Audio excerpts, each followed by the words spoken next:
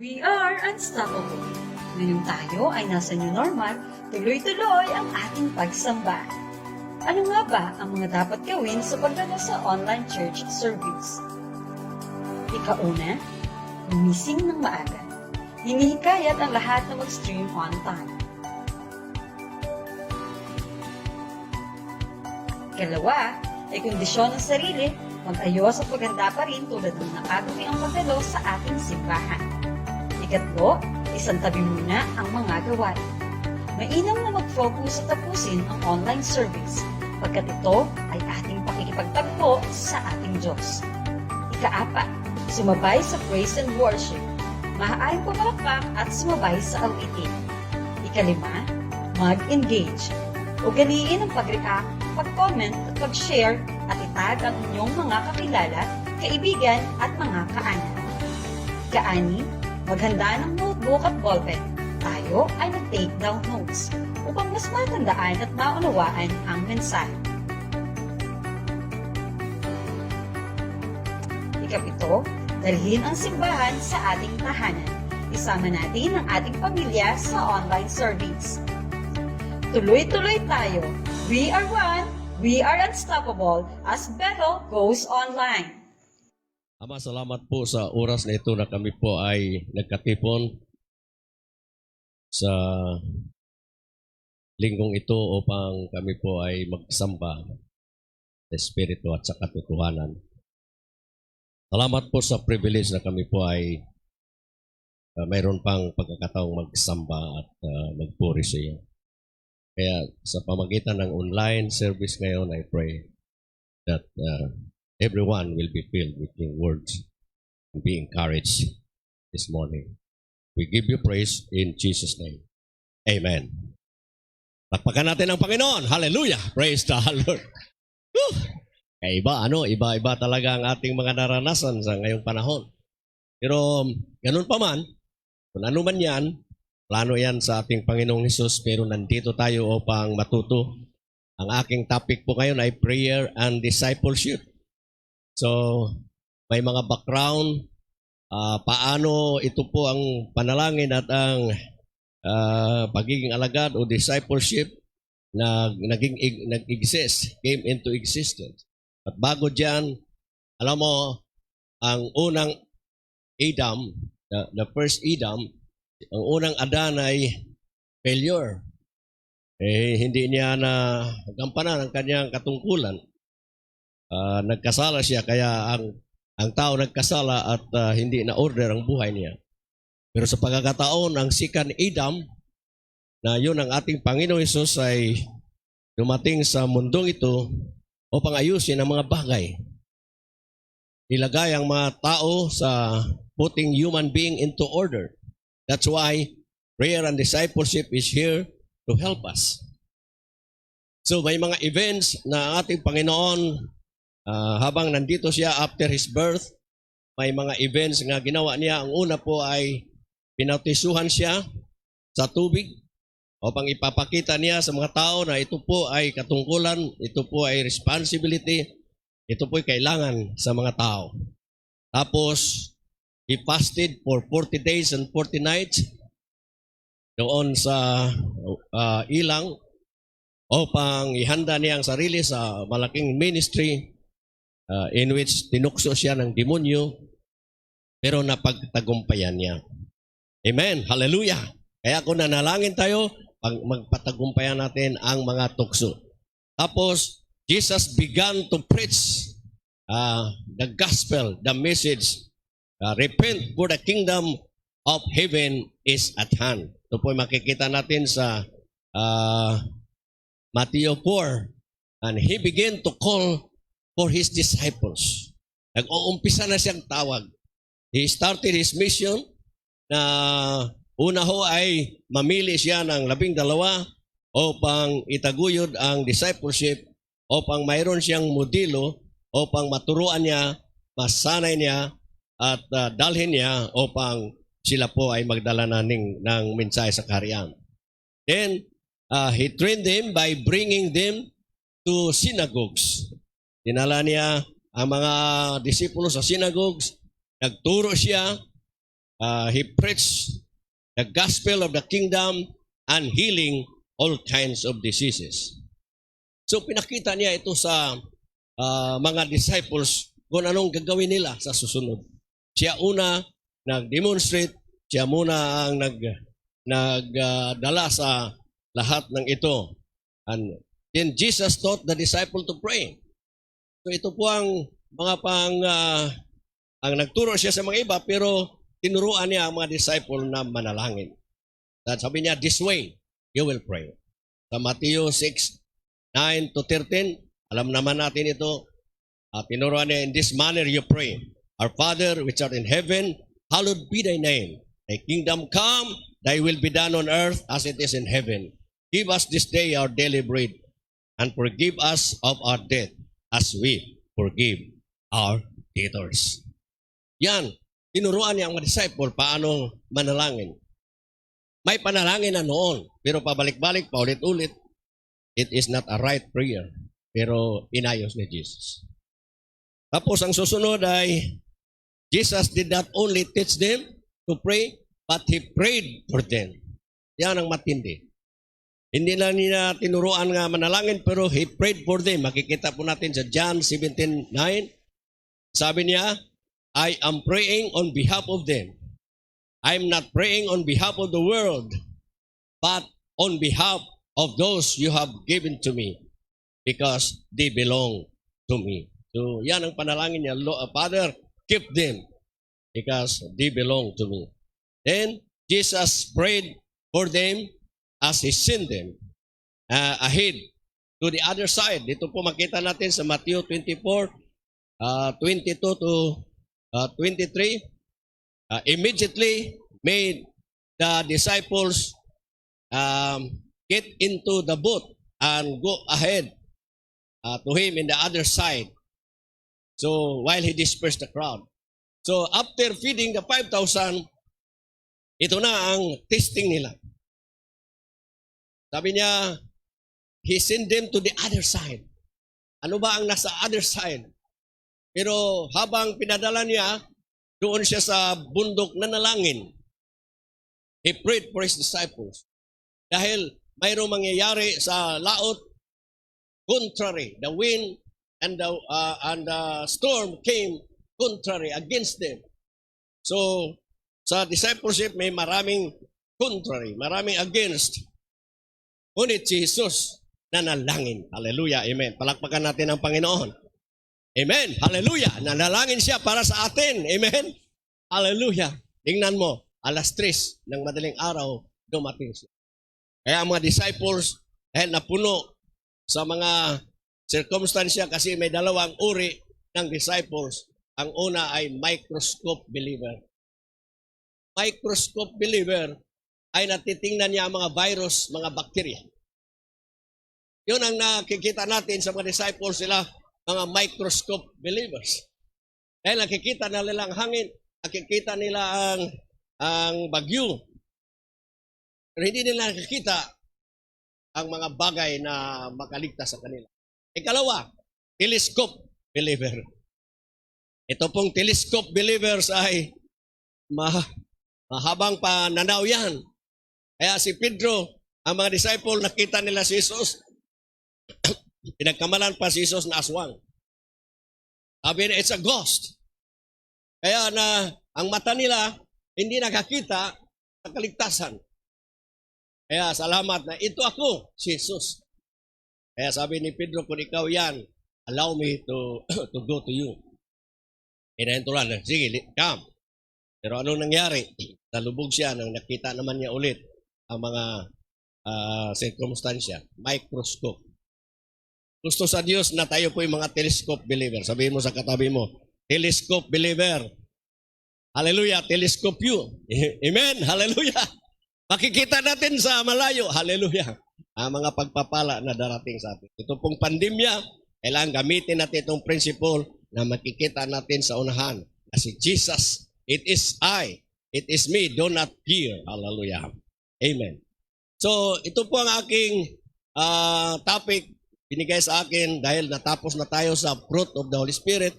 Dito naman tayo sa acts of the Holy Spirit. So ang unang pagbunga dito, makita natin sa Acts chapter 3. See? Now, dito po emphasize ko sa verse 1. Peter and John were going up into the time of prayer at 3 o'clock in the afternoon. So, after Jesus' teaching, nawala na si Jesus, doon na sa langit, matay na siya at nabuhay muli. So sila-sila na lang. So dahil ang pagturo nila sa prayer, so nagkaroon sila ng scheduling. Kaya dito po, 3 o'clock ang ilang mga schedule. 3 o'clock in the afternoon. So therefore, the disciple have a system or a schedule for prayer meeting. See? Because this saw the importance of prayer. So kung nakikita natin ang importansya sa prayer, kailangan may schedule tayo, kailangan may oras tayo kung anong oras, pero dito sa New Testament, 3 o'clock in the afternoon. So prayer and discipleship is inseparable. Kasi a prayerless disciple is a powerless disciple. But a prayerful disciple is a powerful disciple. Amen? Hallelujah. So, hindi talaga ito naghiwalay. Kailangan ito ilalala natin. So, para maintindihan natin kung ano ang prayer, alam naman natin ang panalangin, pero i-review lang natin. What is prayer? So, prayer is a petition, an earnest or serious request. Number 2, the act of praying to God. Supplication, to ask humbly. Intercession, praying in behalf of other people. And prayer is the key to unlock the gate of heaven. Kaya kung may pangailangan tayo, kailangan ang prayer is the Amen. Kasi if you worry, do not pray. But if you can pray, do not worry. Sabihin mo sa katabi mo, ang arte mo kasi. May kailangan ka, tumakbo ka sa mga Bombay. Hallelujah. Kaya kung may kailangan ka, mag-pray ka. Hallelujah. Amen. So prayer is the key. So number 6 is the form of talking to God. Amen. Hallelujah. So if you want to talk to God, you need prayer. So I have here 13 reasons why we need to pray. So ano bang dahilan na mga manalangin ka? Are you praying just for the sake of praying? No. May mga dahilan ito. So sa aking pag-study, may nakuha akong 13. Dami pa ito. Pero hindi ko lang dinamihan kasi baka maubos ng oras. Amen. So take your note. Hallelujah. Number 1, why we need to pray. The importance of prayer. Number 1, because Jesus taught his disciples to pray. Matthew 6:9-13 yan, na nabanggit natin. Yun. And then, number 2, because the disciples practice it. Kung ang disciple nag-practice noon, tayo din mag-practice ngayon sa Acts chapter 2:42. In house to house, they fellowship and pray together. So, yan ang mga lifestyle nila. So, number 3, because we need to pray in order for us not to be tempted. So, bakit nanalangin ka? Para hindi ka matukso. Sabi pa ng Mark chapter 32-38, Jesus said, stay awake and pray that you will not fall into temptation. Sabihin mo sa katabi mo, stay awake, gising.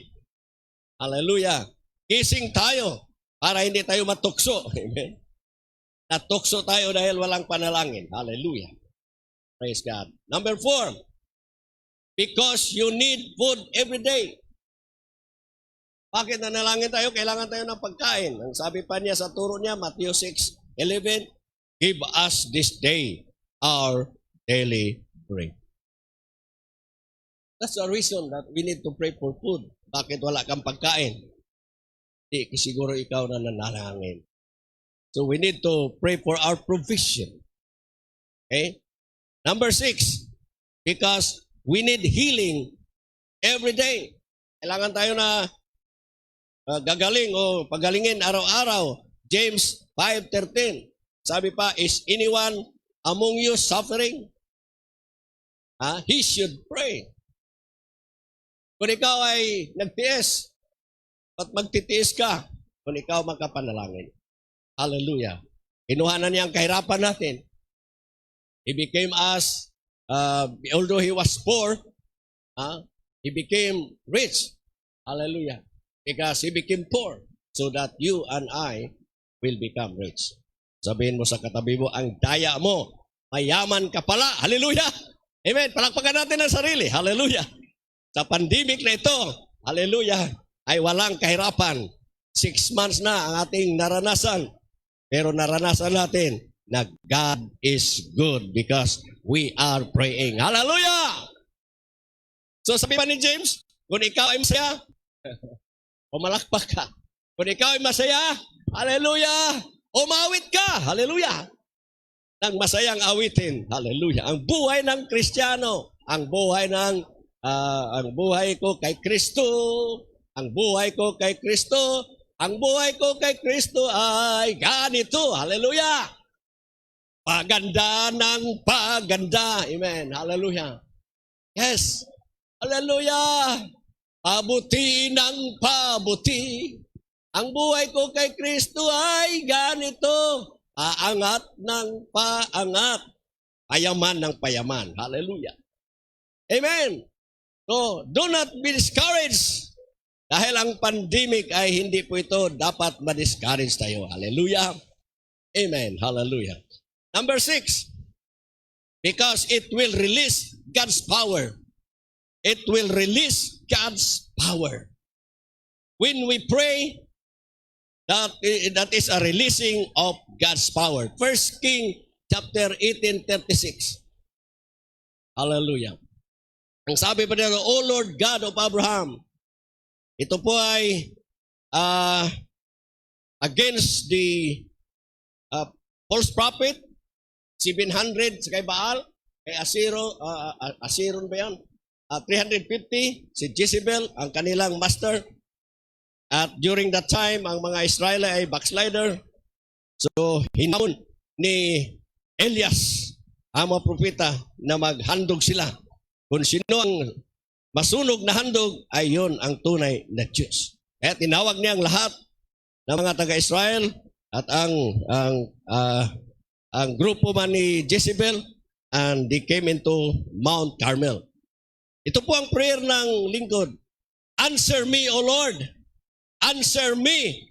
Hallelujah. So these people will know that you, O Lord, are the true God, and that you are winning back their allegiance. Hallelujah. Yes. You know, if we need to pray like this, that all the disciples will go back to their allegiance, and that you are winning back their allegiance. Maraming mga disciples na discouraged na. We need the power. We need the fire. Hallelujah. Amen? And then the fire. Hallelujah. The Lord's fell. The fire from the Lord fell from the sky. It consumed the offering. Hallelujah. The wood, the stone, and the dirt, and licked up the water in the trains. Hallelujah. When all the people saw this, they threw themselves down with their faces to the ground and said, the Lord is the true God. The Lord is the true God. Hallelujah. Amen. Ngayon, kailangan kung may fire ka, how to keep your fire burning in your heart. Mayroong meaning yan, ang if I focus. Sabihin mo sa katabi mo, mag-focus ka. Hallelujah. Tapos ang I ay intensive prayer. Hallelujah. Yun. Ang R ay regular mentoring. Marami tayong regular mentoring sa online. Kay Bishop Paliano, sa atin. At ang E ay empower others.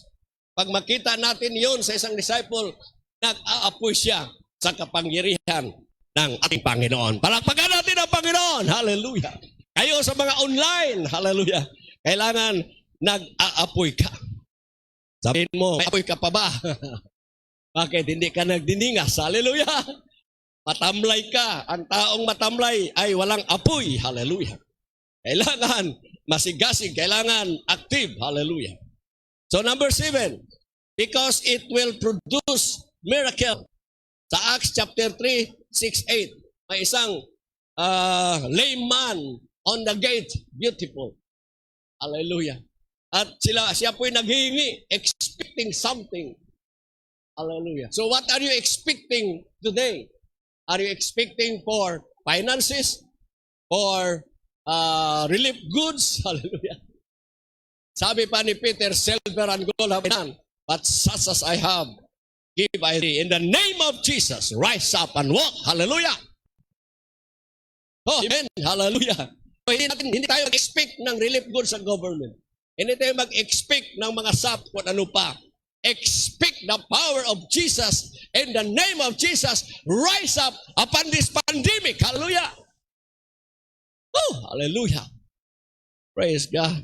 Pag hindi pa kayo nag-aapoy, bahala ka sa buhay mo. Sabihin mo, hindi ka pa nag-aapoy, bahala ka sa buhay mo. Hallelujah! Amen! Palakpakan natin ang Panginoon. Hallelujah! Number 8, hallelujah. Because it will reverse the attack of the enemy. It will reverse the attack of the enemy. When we pray, it will reverse the attack of the enemy. Ito po ay personal testimony ko. 1975, I was in Buog. Pastor Malyari already visited that place. So yung gabi na yan, that was the month of May. Nag-revival, I held a revival meetings. Wala pang electric, Petromax lang. Kaya ang kapatid kong pastora, si Pastora Cinderella, nanay ni Pastor John Cabrera, ang pastor, wala pa siyang asawa. Hindi pa siya Cabrera, Almunia pa. So nanghiram kami ng Petromax. Wow, revival under the Petromax. Hallelujah! So, may nangyayaring prayer, may nangyayaring revival. So following morning, Monday, I was about to go back to Orquita City because I have an important thing to do. So, ang aking hilig na sasakyan ay 7 o'clock first trip. At kung ako ay magsakay ng bus, Franset palagi ako. Franset. Sabihin mo sa katabi, Franset. Hallelujah! Kaya kung Franset na palagi, dalawa lang. Mabuhay ka o mapatay. Hallelujah! Kasi, noong alas 7, hindi ako nakasakay. Kasi sabi ng kapatid ko, Dong ang tawag niya sa akin, isuli mo muna ang Petromax. Sabi ko, si Manang naman, dinidili mo ang aking takad tante.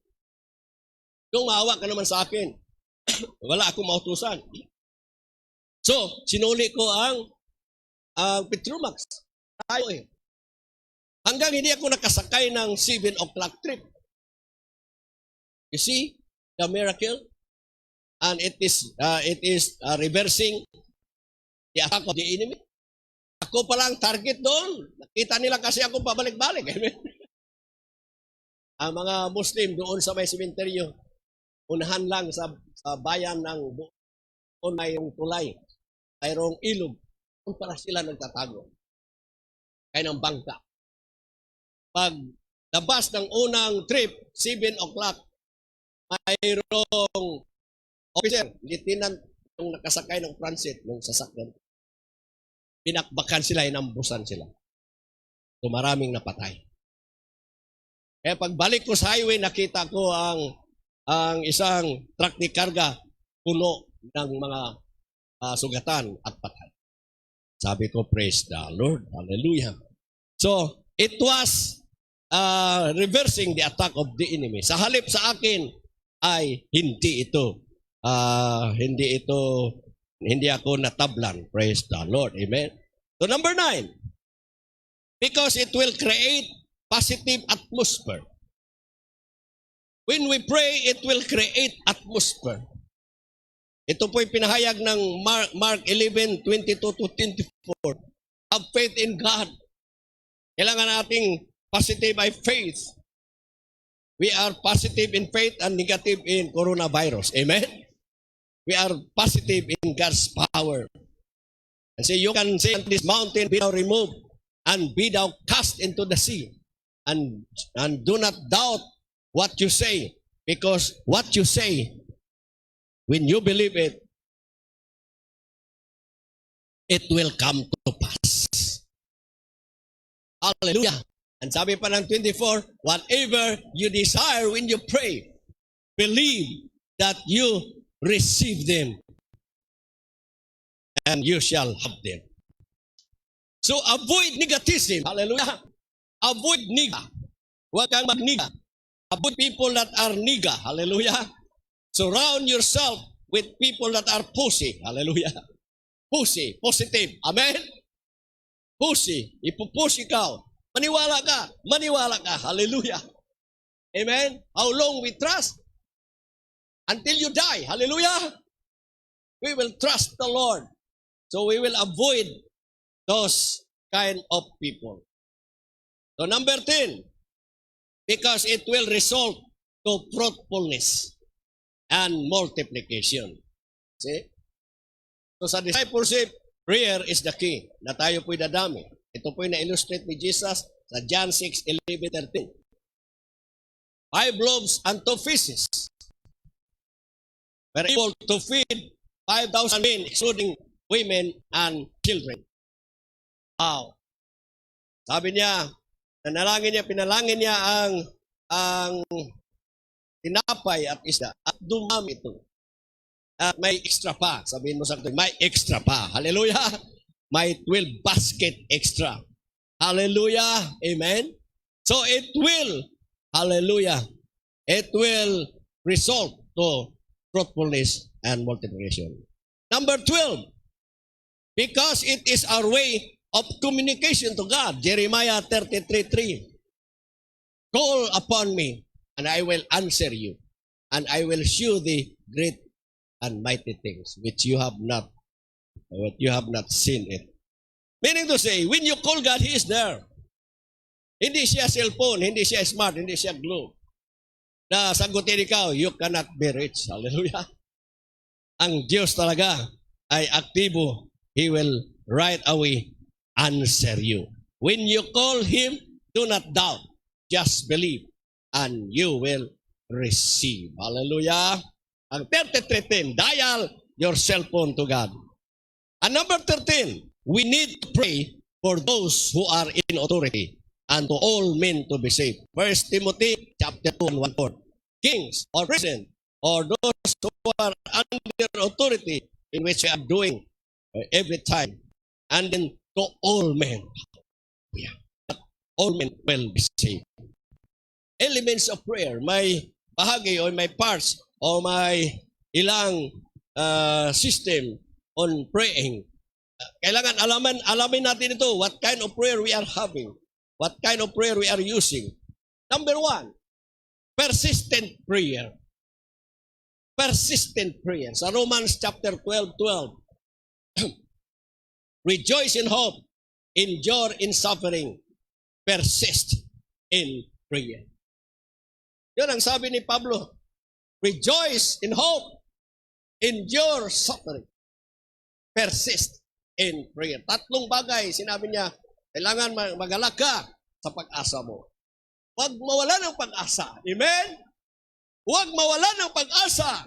Hallelujah. At tiisin mo ang mga paghihirap mo. Dahil sa kahirapan, may blessing. Kaya sabi pa ni Bishop Balyano, 4 na bagay. Number 1, tough. Matindi yun, tough. Ang hirap. Pero number 2, tougher. Ang hirap pa talaga. Hallelujah. Number 3 ay toughest.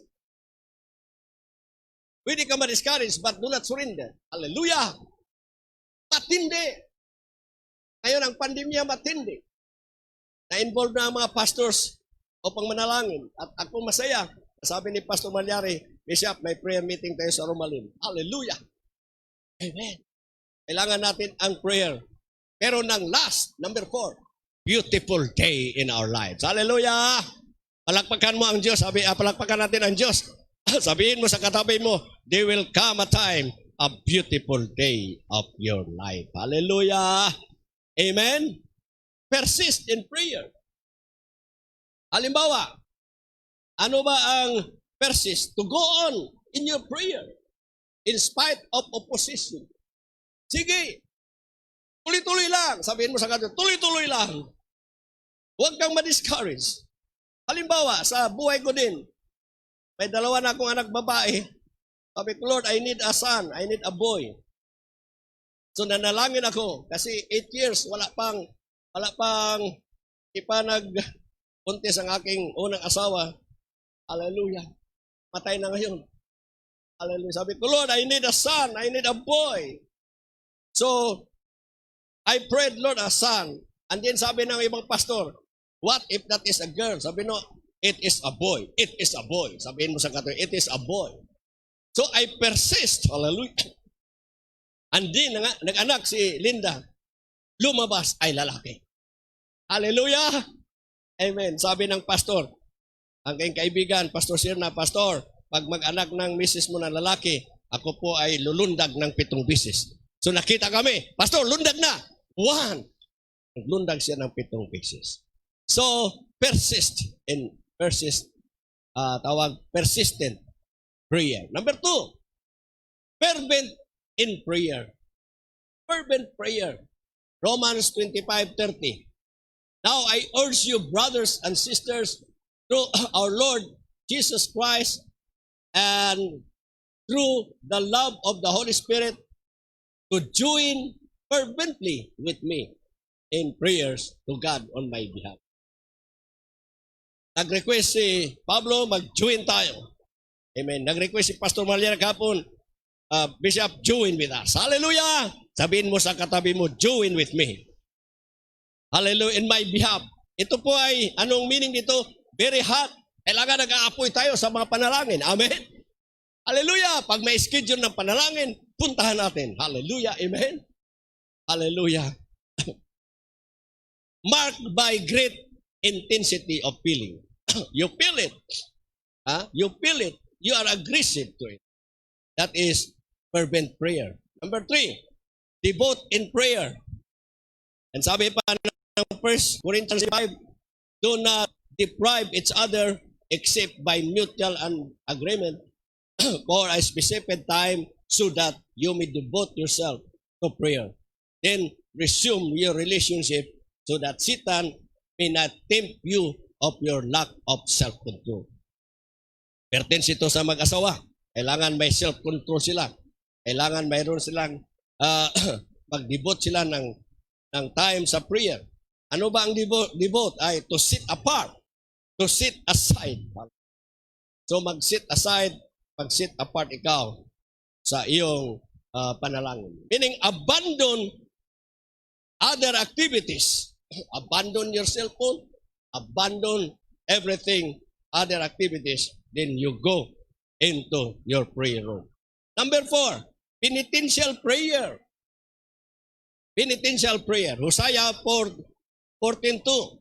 Sabi pa dito, return to the Lord and repent.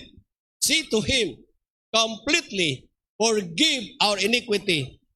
Accept our penitential prayer that we may offer the praise of our lips as a sacrificial calls. Sabi niya, penitential prayer. Accept our penitential prayer. Means, we are sorrowful for your sin. Malungkot ka dahil nakasala nga nagawa mo. Kasala ng nagawa mo. Kailangan, ang tinatawag nito ay penitential. Pag tiis ikaw dahil nakasala ka, kailangan you repent. Repent. Number 5, distressful prayer. Jonah chapter 2:1. Jonah prayed to the Lord his God from the stomach of the fish. Verse 2, and said, I cried out to the Lord from my distress, and He answered me from the belly of Sheol. I cried out for help, and you heard my prayer. He's crying out, Lord, help me! Ang bao nito! Hallelujah! Ang panghi nito! Hallelujah! Sabi mo, buti nga sa'yo. Sabi mo sa kanya, buti nga sa'yo. Hallelujah! Dahil nag-disobey ka. Hallelujah! Pero hindi naman. Kailangan isimpatiya natin. Sabi niya, he cried out for help. Ano ba ang meaning ng distressful? You are in great trouble. Hallelujah. Number 6. Maganda ito. Struggling prayer. Sa Colossians 4:22. Ang sabi nito, Epaphras, who is one of you and a slave of Christ Jesus, he is always struggling in prayer in your behalf, so that you may stand mature and fully assured in all the will of God. Struggling in prayer. Ano bang meaning? To make a great effort. So mag-effort ka. Hallelujah. Amen. Al mag-effort ka, sabihin mo sa katabi, mag-effort ka. Kung gusto ka na mag-mature ang isang tao, ang gusto ka nga fully assured in all the will of God, ito po ang ipanalangin mo. Lord, gawin mong mature ito. Gawin mo siyang ganap. Isang araw nanalangin ako na ito mga tao ay maging ganap. At salamat sa Diyos, hindi ko alam, nagkapima ito. Hallelujah. Nag-usap ko sila. Mayroon para siyang matinding nangyayari sa buhay niya. Tumama ang loob niya. Kaya yung nakausap ko siya, sabi ko, tanggalin mo sama ng Hallelujah. Praise God. Ito po ay makasira sa iyong spiritual atmosphere. Kailangan avoid unnecessary offenses. Ang dalawa man, nagkasamaan ng loob, pero salamat sa Diyos, isang araw, mayroon na silang pag-unaw. Palakpakan natin ang Panginoon. Hallelujah! Amen? Kaya somebody is struggling in prayer. Hallelujah. So we need to struggle in our prayer. Lord, itong silmimber ko ay pasaway. Hallelujah. Amen? Hindi naman gano'n. Lord, gawin mo silang mature. Number 7, groaning prayer. Groaning prayer. Romans 8:26.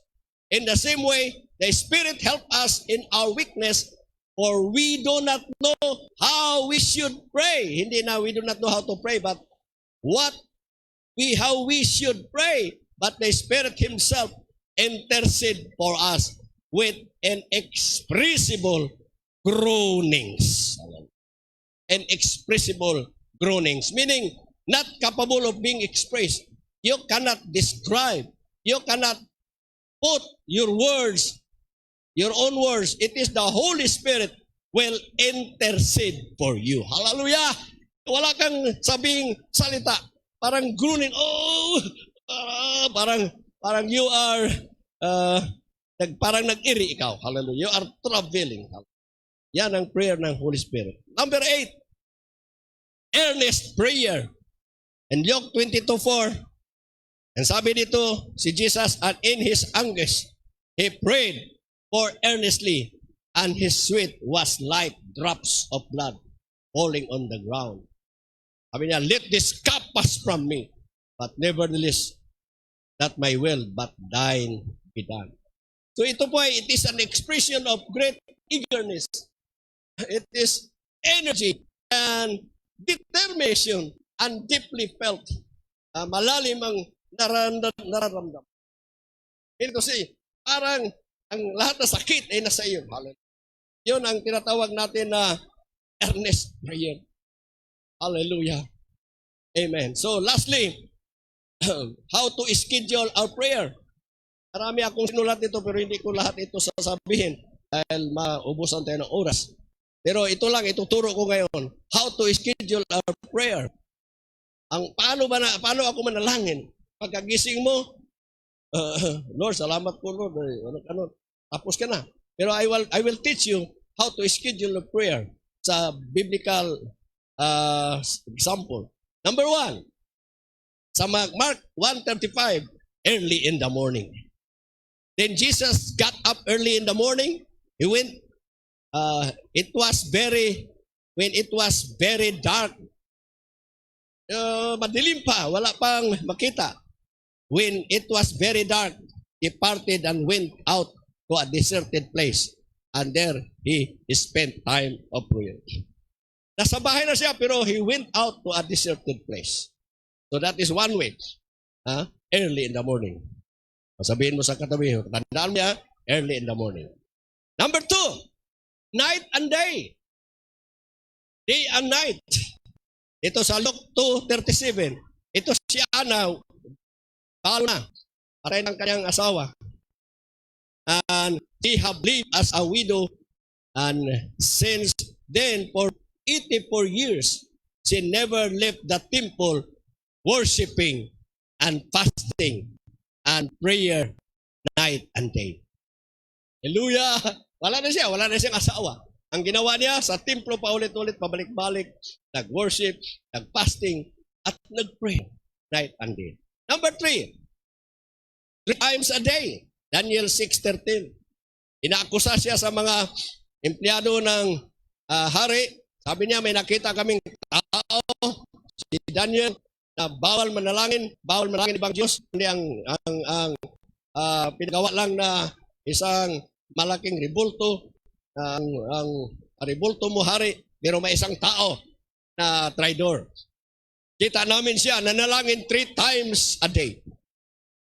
So 3 times a day. So sabi ko 3 times a day. It could be 5 to 6. It could be 3 to 4. Or it could be 9 to 10. Hallelujah. 3 times a day. Hallelujah. So, try to schedule it. No? Try to arrange your prayer schedule. You must go into the door, sabi pa ni Sarah Castellanos, into the door in which the cross. Ating unawain na si Jesus sa cross, i-focus natin ang ating prayer na sa sakto. Siya po'y nanalangin na ang kanyang pawis ay nagiging tulo ng dugo. Yun pala ang prayer. Hindi yung, Lord, kailangan make an effort. Mayroon kang excitement. Amen. Number 4. Hallelujah. And last, without ceasing. 1 Thessalonians 5. Pray without ceasing. Meaning constantly. Non-stop praying. What do you mean, Pastor? Ako ba'y luluhod? Ako ba'y magnalangin? Walang trabaho? Hindi. It is marked by firm, steadfast resolution of faithfulness. Hallelujah. And it is exhibiting constancy or mind or attachment. Regular, continual communication. Meaning to say, you can work but you are praying in the mind. Amen. You are in the toilet but you are singing. Yeah. And your mind is doing everything. So, it can help. Sabihin mo, nakatulong ba? Number 1, early in the morning. Pamili ka dito. Kung gawin mo itong lahat, well and done. Hallelujah. Para may sigurado na iski. So, nasabi ko na kanina, prayer is power. And no power, no prayer, no power. A prayerful disciple is a powerful disciple. A prayerless disciple is a powerless disciple. Shall we just all arise this morning? Amen. And let us claim this prayer and discipleship. That only a disciple can do a prayer in a right manner. And only a disciple can schedule his prayer. Hallelujah. I hope that will apply that what we have heard this morning. We begin to schedule our prayer. We begin to rise up early in the morning. Hallelujah! We begin to schedule a time in the morning, in the noontime, in the evening. Hallelujah. Ang sabi pa, can you stay with me for 1 hour? Tinabihan niya si Pedro, Simon, can you not stay with me within 1 hour? So ito po ay standard. Manalangin tayo 1 hour. Hallelujah. O kung a whole day, 3 hours ang panalangin mo. Hallelujah. At may extra pa. Sabihin mo sa kanila, may extra pa. Hallelujah. Without ceasing. Father, we thank you for your word this morning. Jesus, thank you for setting us an example. Hallelujah. You gave yourself. Hallelujah. And prayer. You prayed for us. Hallelujah. You prayed for us. Hallelujah. You are sitting out to the other side of our lives. You are sitting out in the side of pandemia, but you are praying in your throne. Hallelujah. Oh, that the contrary, the winds that are contrary, the waves that are contrary will not hurt us. And early in the morning, you walk through us. You walk toward us and say, hey, guys, it is me. Don't be afraid. So, Father, I pray that we begin to schedule our prayer. We begin to attend prayer meetings and our Zoom meeting every Wednesday. Hallelujah. 8 o'clock in the evening. Hallelujah. So we are excited for everything that you will do and you will accomplish in our life. Bless the Bethel Limay Church in Jesus' name. Amen. Hallelujah.